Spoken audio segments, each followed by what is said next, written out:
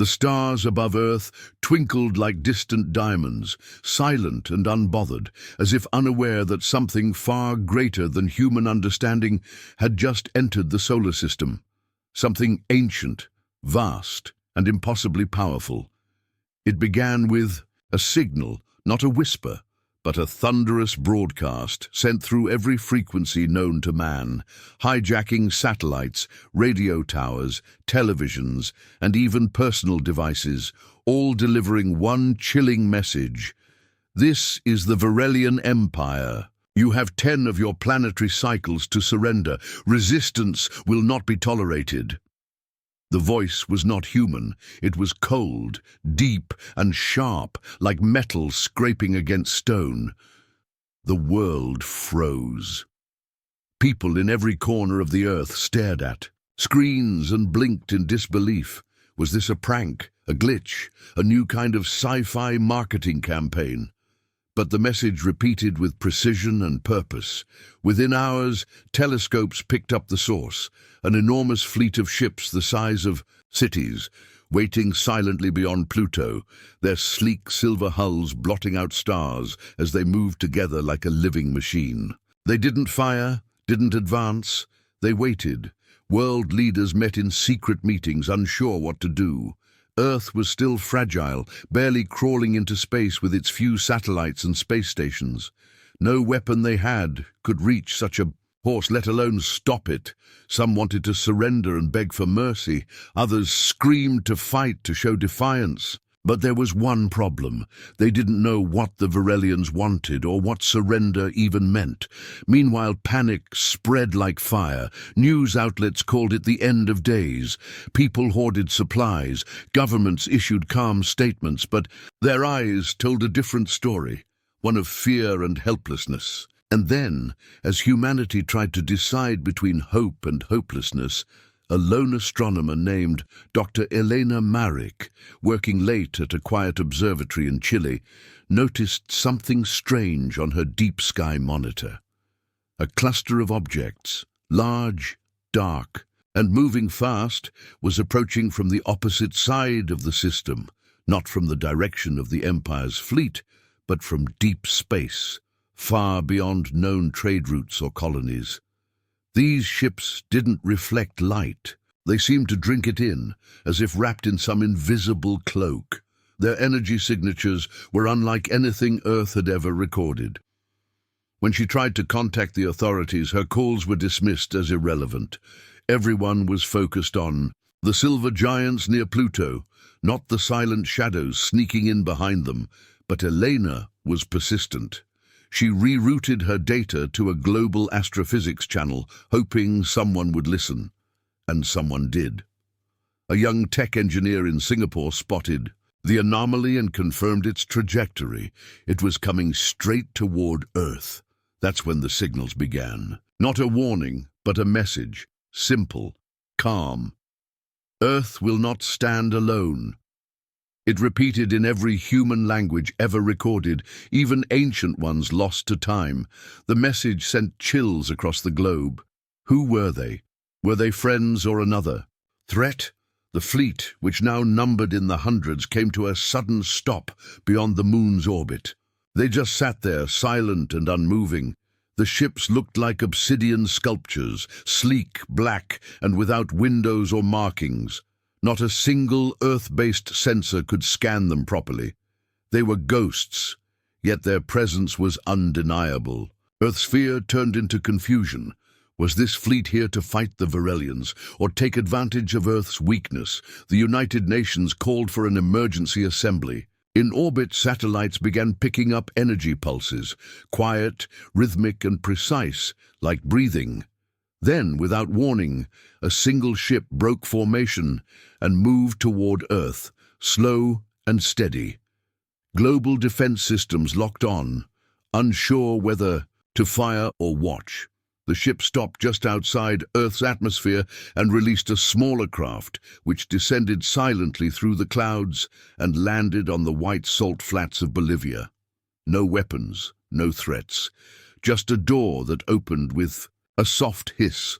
A figure stepped out, tall and clad in a black uniform that shimmered like midnight oil. It was human, or at least looked human.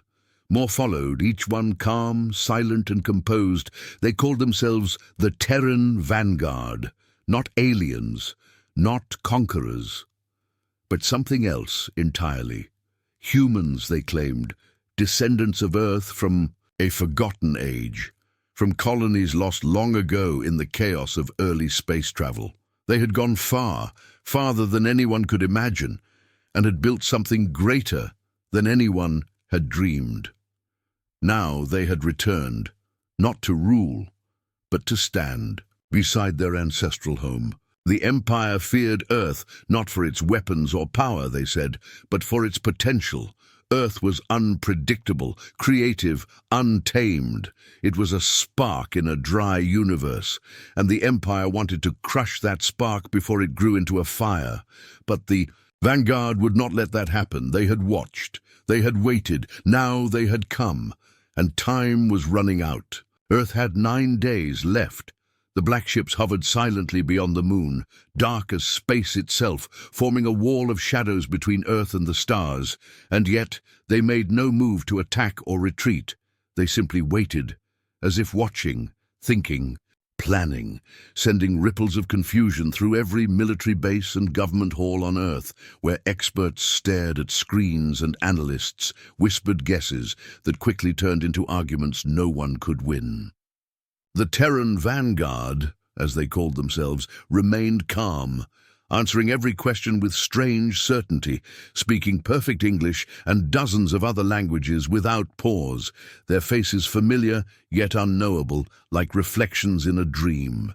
The world was still trying to understand them, and though they claimed to be human, there was something about their movements, their expressions, that felt deeper, like they had seen too much and remembered even more. They were not afraid of the Virelian Empire, and that scared Earth's leaders even more. In a chamber beneath the United Nations building, the Vanguard delegation stood with quiet grace, explaining how their ancestors had once left Earth thousands of years ago through forgotten wormholes and unstable gateways, pushed by early curiosity and lost to history. Those colonies had survived, evolved, and built something powerful.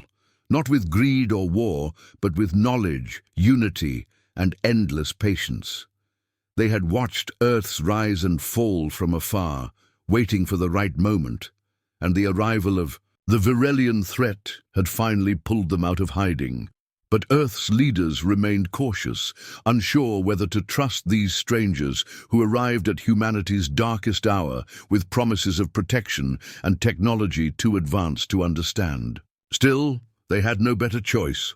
When the Vanguard offered a gift, a satellite system of defensive shields powered by clean energy, scientists and engineers were stunned to discover the devices activated themselves, syncing with Earth's orbit in perfect silence, pulsing with a light that made no sound and drew no power from Earth itself. Around the world, crowds gathered to see these strange black towers rising from oceans and deserts, projecting invisible webs into the sky. They weren't weapons, not in the usual sense, but something more. Tools of protection, maybe even peace. Yet still, no one knew why the Vanguard had waited so long, or why they chose to return now. As the days passed and Earth adjusted to their presence, one question haunted everyone. If they were truly human, how had they become so advanced? And why had they never made contact before? The answer came slowly, in quiet conversations, in fragments of history shared by the Vanguard's oldest members, who spoke of ancient wars in distant galaxies, of other empires that had risen and fallen while Earth remained hidden, protected by a natural signal distortion the Empire had only recently broken through. Earth, they explained, had always been special, not because of its power, but because of its potential to change everything. The Virelian Empire feared change. It ruled through control, not chaos. Earth was chaos. That made Earth dangerous, and now the Empire was coming to silence it forever. On the sixth day, the Black Fleet stirred slightly, shifting like birds in the wind, forming a wider arc that framed the moon's bright surface. Satellites captured strange patterns forming among the ships, spirals, grids, symbols that no one could decode. Some believed they were forming a kind of shield. Others said it was a warning. But deep in a control room beneath a mountain base in Iceland, Dr. Marek, the astronomer who first saw the Vanguard's arrival, noticed something far more strange. The black ships weren't just parked in space. They were weaving gravity itself, bending small pockets of space-time as if it were cloth, creating a web that shielded Earth from scanning, perhaps even from attack. She tried to explain it to military officers, but they couldn't understand it. Only the Vanguard nodded, as if they expected her to find it. That night, one of the black ships released a soft beam toward Earth. Not a weapon, but a message. The sky above several cities lit up with holographic images, maps, star charts, and ancient human symbols, proving beyond doubt that the Vanguard's claim was true. They had not only come from Earth, but had never truly left it behind. And with that, doubt began to fade. Around the globe, ordinary people began to feel something they hadn't felt since the broadcast from the Empire: hope. Still, the Varelians had not moved. Their fleet remained silent near the edge of the solar system, like a storm gathering strength. No one knew when they would attack, but everyone knew it would happen soon. On the seventh night, as the moon passed behind Earth, one of the black ships glided forward, heading toward the far side of the moon. The Vanguard warned that this was not a military move, but a demonstration. The ship projected a beam toward the lunar surface, and a massive structure buried under the moon's dust lit up, revealing ancient machinery hidden for centuries. It was a message, a monument built by the first Earth voyagers who had vanished. Through the wormholes, written in dozens of dead languages, it read, "We will return when Earth needs us most." For many, the message was confirmation that the Vanguard was no lie, no trick. But for the Empire, it was a challenge. Within hours, sensors picked up movement. The Varelian fleet had begun to advance, inching toward Earth with the slow confidence of something that believed it could not be stopped.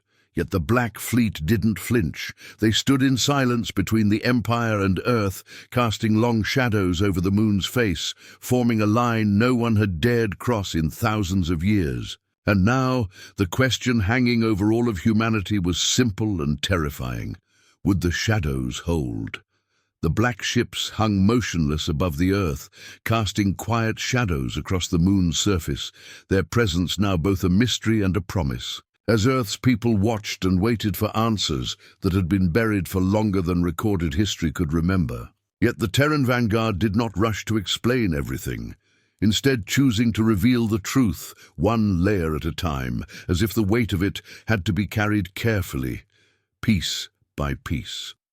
In a sealed underground vault beneath what used to be a forgotten research site in Antarctica, the Vanguard led a team of Earth scientists into a chamber untouched by time, where strange metal walls hummed softly and lights flickered in patterns too precise to be random. Inside, there were archives, devices shaped like discs and cubes, each one containing data from a civilization Earth had never known existed. With careful hands, the Vanguard activated one of the devices, and a soft blue light rose into the air, forming images, symbols, and scenes of people, humans, walking under alien skies, building cities beneath glass domes, sending ships into black holes, and speaking languages that hadn't been heard for 10,000 years. They were Earth's ancestors, or perhaps Earth's children from a forgotten timeline. Explorers who had vanished when the first experimental space drives failed and were thought to have died in the void. But they had not died. They had gone, further than anyone had dreamed. The room fell silent as one of the Vanguard, a tall woman named Captain Serin, spoke in a calm and steady voice. She explained that these people had left Earth long ago, through rifts in space that had never reopened until now. They had settled faraway systems, lived through disasters, and eventually formed the core of what would become the Terran Vanguard, a hidden force that had watched the galaxy shift while Earth remained blind to it all. Serin revealed that Earth had been kept hidden by design. The early Terrans had placed energy signatures around the solar system that bent signals and distorted scans, making Earth appear lifeless or unstable to most alien sensors. It was their way of protecting humanity's origin, a secret garden, waiting to bloom. But the Varelian Empire had begun to grow too curious. They had discovered cracks in the shield, clues that led them here. Now they feared what Earth could become if left alone, and that fear had turned to action. Serin walked to the center of the room and activated another archive.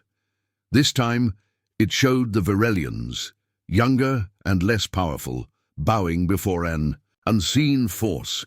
She explained that the Empire had not always ruled the galaxy. Long ago, they had risen after the collapse of a greater civilization, one that had helped guide hundreds of species and planted the seeds of unity across star systems. That civilization had not been alien, it had been human. The images confirmed it. Ancient Terran vessels teaching alien races, sharing language, medicine and peace. But when their influence became too strong, some rebelled. Among them were the Varelians, who turned the knowledge they had been given into tools of control. They erased history, destroyed records, and claimed they had always ruled. Earth had become a myth, a forbidden subject whispered in the back corners of alien libraries. The scientists watching the projection were stunned. Everything they knew about their place in the galaxy had changed. Earth was not new to the stars. It was old, very old, and now the truth could not be hidden anymore. Meanwhile, in orbit, the Black Fleet began to adjust position, slowly forming a triangular pattern with Earth at the center. No one knew what it meant. Earth's defense networks watched carefully, but the Vanguard sent a simple message. Do not interfere. This must happen now.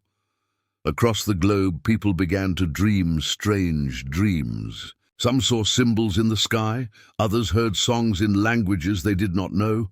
In every case, the message was the same: remember who you are. In a school in Nairobi, a child drew an image of a ship buried under the sea. Divers checked and found it exactly where she said.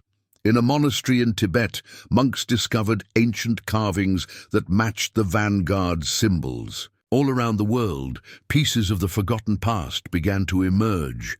The Vanguard explained that Earth's memory was not gone, it was simply sleeping. Human DNA, culture and instinct still carried the traces of that legacy. Now, the Varelian Empire was trying to erase it before it fully woke. That evening, one of the Empire's smaller scout ships entered the inner solar system, testing the boundary. As it approached the moon, a single black ship moved forward from the fleet. It did not fire. Instead, it released a pulse of energy that gently pushed the scout backward, as if telling it to leave without causing harm. The message was clear. This was a warning, not a war. But time was running out. Serin stood on a platform above Earth and addressed the planet in a global broadcast. She spoke of unity, of what it meant to belong not just to a planet, but to a legacy of creators, explorers and guardians. She said Earth had a choice, to rise and remember, or to fall and forget. The response from humanity was not perfect. There was fear, confusion and debate, but there was also something else. Hope. Scientists, teachers, artists and engineers began working together, guided by the Vanguard, to activate old defense systems buried deep underground and beneath. Oceans placed there by those who had come before. And slowly, piece by piece, Earth began to awaken. In the final days before the Empire's full arrival, the Black Fleet shimmered with strange energy, casting patterns into the night sky, reminders of the truth. The Vanguard had not come to rule Earth. They had come home, and as Earth looked to the stars, it realized something it had never fully believed before. Humanity had never been alone, not in the beginning, and not now. The hidden legacy was no longer hidden. It had returned, and it was ready. On the 10th day, the sky changed, not slowly, not gently, but with a sudden brilliance that turned night into day across half the world as the Varelian Empire finally moved, their massive silver ships pushing into Earth's space with engines that hummed like thunder, casting glowing shadows that reached all the way to the oceans below. And for a moment, it felt as if time had stopped, as if everything, history, memory, hope, held its breath. Alarms screamed in command centers, pilots climbed into untested ships, and people everywhere looked up, eyes wide with fear and wonder, waiting for what would come next. The Terran vanguard did not panic. Their black ships rose in silence, drifting like silent giants into a wall around Earth, their smooth surfaces pulsing with blue veins of energy, forming a living barrier between the advancing empire and the fragile planet below. And then the first fire fell. It was not an explosion, not a beam or missile, but a sudden burst of light that struck the shield above Earth with a soundless crack, shaking the upper sky and painting it with glowing arcs of red and gold. People saw it from mountaintops and city streets, watched as the sky lit with fire, and wondered if this was the end, or something more. The Varelians had begun their test, sending controlled bursts of energy at the defense net, watching, measuring, adjusting. The Black Fleet did not respond, not yet. They waited. On the moon, small drones deployed, scanning for weaknesses, sending back data in perfect silence. Deep inside Earth's new defense network, human engineers and vanguard scientists worked. Side by side, reading data too complex for most to understand, adjusting ancient machines recently awakened from long sleep. One of them, a young systems coder named Mia Zhao, noticed something strange in the data stream, an irregular pulse like a heartbeat echoing inside the shield. At first, she thought it was a glitch, but the Vanguard confirmed it. The shield was alive in a way. Not a machine, but a construct grown from a fusion of energy and matter, built by the ancient Terrans to think, to react, and even to evolve. The shield wasn't just a wall, it was learning. As the second wave of fire rained down from the Empire's ships, the shield did something unexpected. It shifted, adjusted its shape, and reflected part of the energy back, not enough to damage, but enough to surprise. The Empire paused. For the first time, they realized Earth would not be an easy target. From orbit, Earth looked like a glowing jewel, wrapped in threads of light, protected by ships that whispered instead of roared. The Empire changed tactics. Smaller ships began to break away from the main fleet, darting forward like silver arrows, testing weak spots, seeking a path through. One slipped past the edge and dove toward the atmosphere, but before it could enter, a black ship moved with impossible speed and caught it in a field of soft blue light, stopping it mid-air and sending it drifting harmlessly back into space. No weapons were fired, no ships destroyed. The message was clear. Earth would defend itself, but it would not be the one to strike first. On the ground, people cheered, cried, prayed, and above it all, the sky burned with beauty and danger. In a mountain observatory, Dr. Elena Marek watched. It all, her eyes filled with both fear and awe. She had never imagined she would live to see such a moment. Earth, once so small and alone, now defended by its own forgotten children. The Varelians tried again, harder this time. Waves of light crashed against the shield, blinding and sharp, and this time the black ships moved, not to attack, but to shift, rotating around the planet in smooth arcs, weaving patterns in space that redirected energy flows, dissipated heat, and reinforced pressure points. Earth was not just watching the sky, it was dancing with it. But then, without warning, a breach formed. A gap, small and thin, appeared in the southern arc of the shield, no one knew why. Maybe a flaw in the design, maybe a trick by the Empire. 3 silver ships shot through it before anyone could react. Panic spread. The ships headed for the surface, fast and silent. Military forces scrambled to intercept, but they were too far, too slow. Then, from the deep ocean, something rose. An old platform, hidden beneath waves for centuries, once thought to be a lost mining station. It unfolded like a flower, releasing streams of soft blue light into the sky. The 3 Varelian ships hit the light and vanished, not destroyed, but pulled out of space and time, as if erased from the present. The breach closed. The shield healed. The world exhaled. In hidden halls, the Vanguard explained that these ancient systems had been planted long ago, knowing this day would come. Earth had not been abandoned, it had been prepared. But this battle was only the beginning. The Varelians were growing impatient. From their central command ship, they sent out a pulse, louder than before, a deep vibration that shook even the clouds. The ground trembled, birds scattered, and in the silence that followed, a message arrived, written in perfect Earth language. You were warned. Now you will be erased. The sky turned red. A new weapon was charging, something larger than anything Earth had seen. The Black Fleet moved into a final position, forming a perfect circle around the planet, and this time they did respond, not with weapons, but with memory. All over the world, ancient sites lit up, pyramids, stone circles, caves, deep mines, all began to glow with the same energy as the shield. Earth itself was answering. The people, watching from every corner of the globe, stood in silence.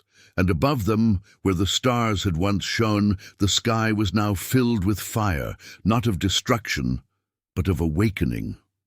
The battle for Earth had begun, not with bombs, but with truth. The Empire had come to erase a planet. What they found instead was a world that had remembered who it was, and it would not be forgotten again. The sky burned with strange lights as the Empire's great weapon charged in silence, its long silver arms spinning with pulses of red energy, casting a glow across the stars, while Earth below waited, frozen, between fear and wonder. But in the shadow of that coming storm, something unexpected stirred deep beneath the planet's surface. Something hidden not just by stone or sea, but by time itself. A truth older than the stars and guarded by silence. For longer than history could remember. In a quiet underground vault beneath the Andes Mountains, a small team of scientists and Vanguard members studied an ancient device recently unearthed by seismic scans, and when they touched its surface, it came alive, projecting a soft golden sphere into the air, which slowly unraveled into images and symbols. None from Earth, none from the Empire, but something even more ancient.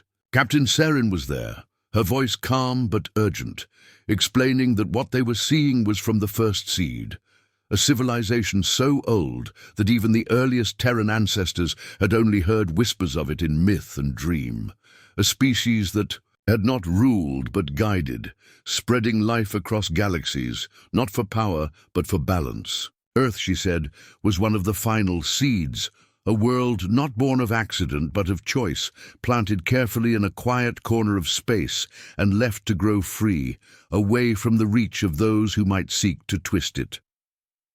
The Varelians had always believed themselves the first and greatest power, but they were children in the galaxy's timeline, and the Black Fleet, the Terran Vanguard, were not rebels or saviors. They were simply keepers of memory. The ancient device revealed that the same energy now flowing through Earth's skies, the shield, the towers, the deep-sea defenses, were not machines at all, but living codes, woven by the first seed to awaken only when Earth reached a certain moment, a moment of choice, not for war, but for truth. That moment was now. And high above, the Empire could sense it.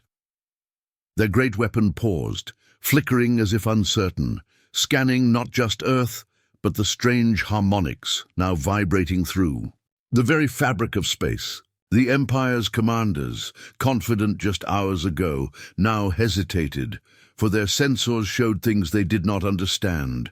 Rifts opening near Jupiter, signals echoing from forgotten satellites, gravity waves that did not behave like nature should. In their arrogance, they had believed Earth was a target, but they had stumbled into something far larger. And then something incredible happened. The moon, silent for eons, began to hum. Not a sound, but a frequency, a tone heard in the bones, not the ears. Across Earth, people looked up, drawn to the light now pulsing from the lunar surface. In old ruins, stone carvings began to glow. In cities, children spoke words they did not know. The first seed was not gone. Its message had survived. In DNA, in dreams, in the deep rhythms of Earth itself, Sarin activated the final sequence. In orbit, the Black Fleet formed a new pattern, aligning with Earth's poles and the Moon's orbit. The shield shifted again, not as a barrier, but as a beacon. It sent out a signal, not of war, but of memory. And the Varelian weapon, sensing this, reacted violently. It fired. A column of red fire sliced toward Earth, brighter than the sun, aimed not at a city, but at the beacon itself. The shield held, but barely. The impact shook the entire planet, sending waves of energy through the oceans and cracking mountain peaks. But Earth did not fall. Instead, something within it awakened. In the Amazon rainforest, hidden beneath vines and soil, a structure rose, a tower of light older than the pyramids, pulsing with golden fire. In the Arctic, under the melting ice, a circle of black stone lit up. Across the globe, the first seed's final safeguard came online. And then, the truth revealed itself.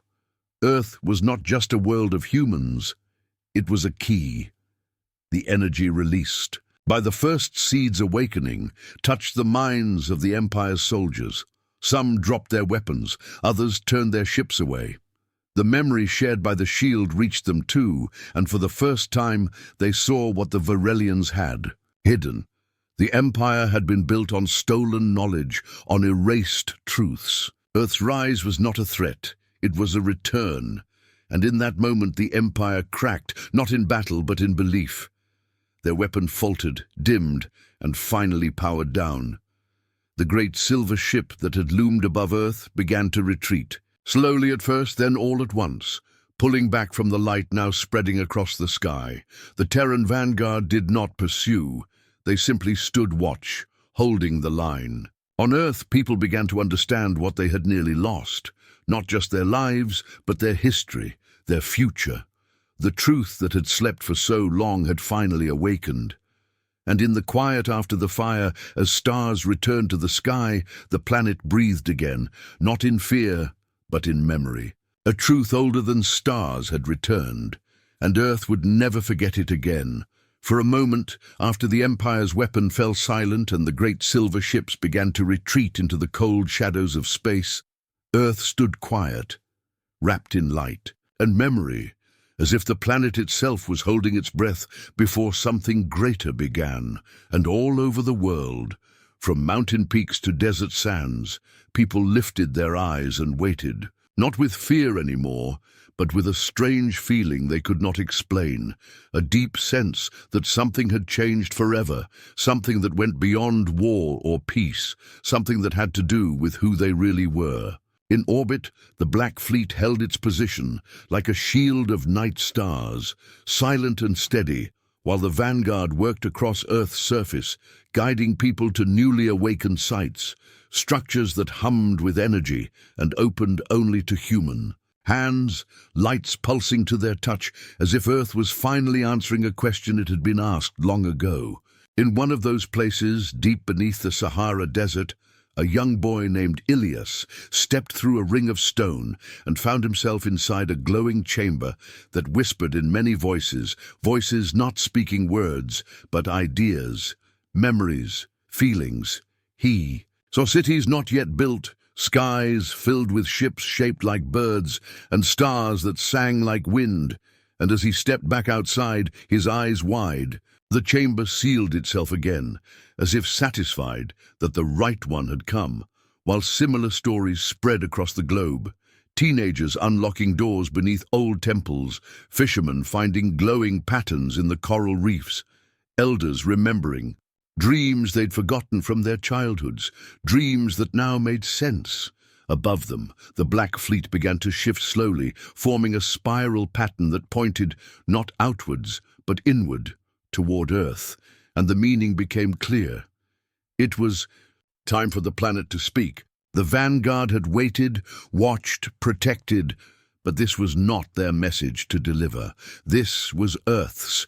In a massive valley in what was once called Tibet, a circular platform rose from beneath the ice, ancient and smooth, surrounded by symbols that no language on Earth had ever taught, yet somehow everyone could read them. It was there that Sirin, leader of the vanguard, stood with leaders from every nation, not to command, but to listen. She explained that Earth had been seeded with more than life. It had been seeded with a voice, hidden until humanity was ready. To use it, not to conquer, but to remind the stars who they truly were. That voice now stirred. The platform lit up. Across the skies, clouds twisted into spirals. The oceans calmed. The wind stopped. And then, from the sky, a sound came. Not loud, not sharp, but deep and soft, like the earth itself had inhaled. After a long sleep, it was not words at first, but a song, low, slow, rising and falling like a tide, and everyone heard it. Not just humans. The black ships reacted too, shimmering with blue light, forming new lines across the sky. Animals paused, birds stopped in flight, and deep in the forests and deserts, even the oldest trees began to glow faintly at the edges of their leaves. The song became stronger, and from it, words began to take shape. Not spoken by any one mouth, but carried in every mind. We are Earth. We remember. We return. Those 9 words echoed across the planet and into space, picked up by the Empire's ships as they fled, reaching far beyond the system in pulses of light that no machine could block or stop. And with those words, Earth became something new. Not a quiet blue world hiding in the dark, but a beacon, a voice, a message that stretched between galaxies. In the Empire's distant capital, far beyond the Orion Arm, rulers watched the signal arrive and felt something cold in their hearts. Fear, yes, but also the weight of knowing they could no longer lie, no longer erase. Earth had spoken, and its voice carried the truth. Back on Earth, the people felt something stir inside them. Some said they suddenly understood the stars, others found they could hear thoughts not their own, and some simply wept, feeling as if a great silence inside them had finally broken. The ancient sites pulsed again, and from beneath the Pacific Ocean, a final tower rose, not like the others, but larger, brighter, shaped like a spiral of light and metal, and at its top was a single crystal, hovering in place, glowing with a light that seemed to reflect not just the sun, but every memory Earth had ever known. Serin reached toward it but did not touch. Instead, she stepped back and nodded to a young woman named Amina, a poet from Lagos, who had written a verse years ago that matched the pattern now playing across the tower's base. She walked forward. Afraid but calm, placed her hand on the crystal, and in that instant her thoughts merged with Earth's voice.